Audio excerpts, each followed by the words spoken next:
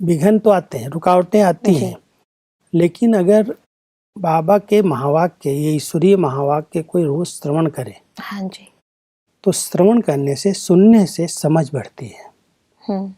परिवर्तन के लिए 4 चीजें जरूरी हैं। पहले समझ चाहिए, ये गलत है, ये संस्कार जो है डिस्टर्ब करने वाला संस्कार गलत है, उसको महसूस कराना, महसूस कराने के लिए समझ देना।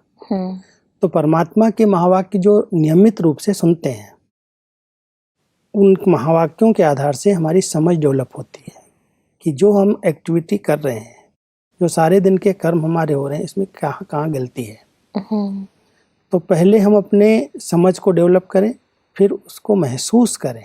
अगर चेंज करना है तो जो चेंज करना चाहता है उसको महसूसता की शक्ति जरूर बढ़ानी पड़ेगी।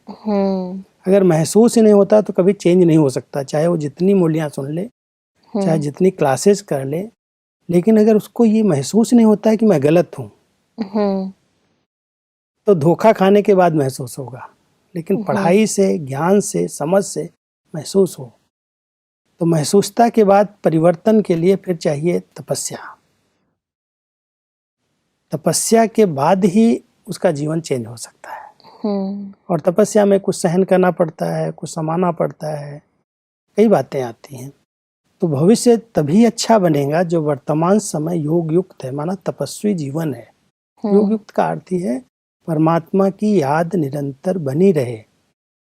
निरंतर उसकी याद बनी रहेगी तो कोई भी फिर से गलत कर्म नहीं होंगे, क्योंकि पिछले संस्कार संकल्पों की उत्पत्ति कराते हैं, और जब संकल्प उत्पन्न होते हैं तो वैसे ही बोल और कर्म हो जाते हैं, और जब कर्म हो जाते हैं तो फिर से संस्कार पर संस्कार खड़े होते जाते हैं।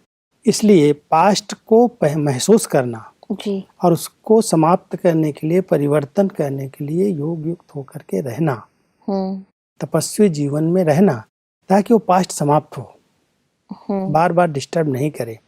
वर्तमान जीवन का लक्ष्य सामने है कि मुझे मानव से देव या श्रेष्ठ श्रेष्ठ पद प्राप्त करना है।